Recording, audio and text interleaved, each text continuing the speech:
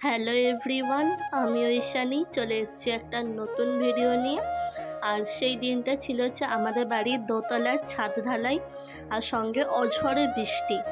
মানে ছাদ ঢালাইয়ের দিন অঝড়ে বৃষ্টি, সঙ্গে আমার শরীর খারাপ, মানে সব একসাথেই।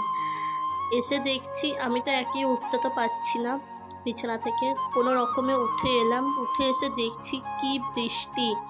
আর এই রাস্তাটা যেদিন আমাদের এখানে খুব বৃষ্টি হয়েছিল পুরো ডুবে গেছিলো। সেই ভিডিওটাও আমি করে রেখেছি, তোমাদের সাথে শেয়ার করব বলে ওটা আমি লাস্টে তোমাদেরকে দেখাবো।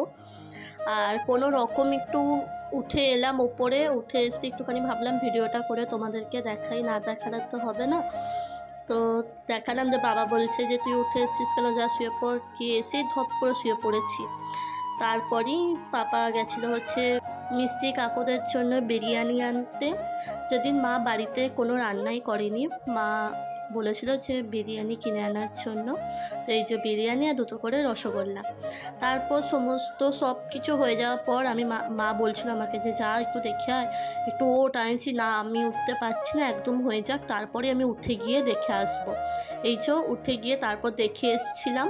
আর এই দেখো, মানে পুরো ভর্তি হাঁটু অবধি জল। আমাদের মানে সিঁড়ি ঘরের নিচে জল ঢুকে গেছে, মানে এত বৃষ্টি হয়েছে রাতের মধ্যে। তো মানে আমাদের বাইরে যে দুটো সিঁড়ি আছে ওই দুটো সিঁড়ি ডুবে গেছিলো, কিন্তু রাতের মধ্যে ডিবিসি জল ছেড়ে দিয়েছিল। আর ব্যাস, এই জল টানা ছিল হচ্ছে 4-5 দিনের মতো তো ছিলই।